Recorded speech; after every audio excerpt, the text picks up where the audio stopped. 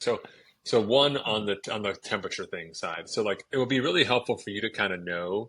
I would have like a line of demarcation where if you Right. were to say like, hey, if water temperature ends up being X, Hmm. and I can see that I can look at the hourly and it says it's going, from like 7, 8, 9, 10.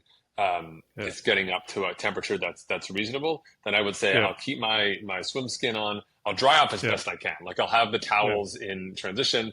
I'll press them down. Whatever I need to do, I'll get as dry as I humanly can.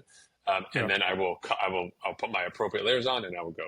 And if it's going to Yeah. be below that line or a delay or no sun or whatever it is, then we just say, okay, I'm going to take the time and I would go move to option B. Option B involves I've got a bag for the stuff that this stuff goes into, and I go Yeah. through this process of stripping down Right. Yeah. and going through it. Yeah. Okay, but Yeah.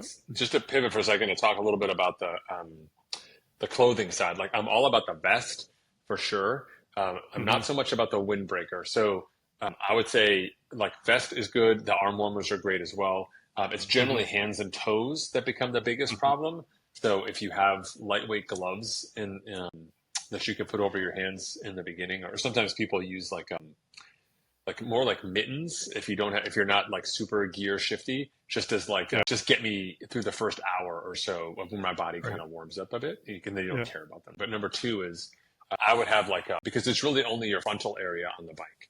So Hmm. and it's your torso. So like the people in the tour do, I've used plastic bags like you get from your supermarket, not the super Hmm. super thin type, but like a slightly more upscale plastic bag. I don't know, Hmm. a bag that would hold a gallon of milk, or Okay. Yeah. 2 liters of milk, or whatever you say in Canada. And Yeah. so, but like that bag, I would put in my front. I do this when I Oh, okay. ride too. I carry a tiny little bag with me. People are like, what's the Yeah. tiny bag for? Are you going food shopping? And I'm like, no. If it gets wet or cold, I unfold this Yeah. packet, which is like basically like a square inch. I just unfold that thing a million times, and I can just put Yeah. it underneath the front of my jersey, and I'm Oh, fine because my shoulders very don't nice. get cold, and everything. So the only other piece you Yeah. need to think about is your head, which is Hmm. you can put like maybe a small cap on. And Yeah. the reason Yeah. why this is important for you macro-wise zooming out is because for people who don't know in this race, like you get to about mile 18, and then the last 8 miles are just up a mountain. Yep.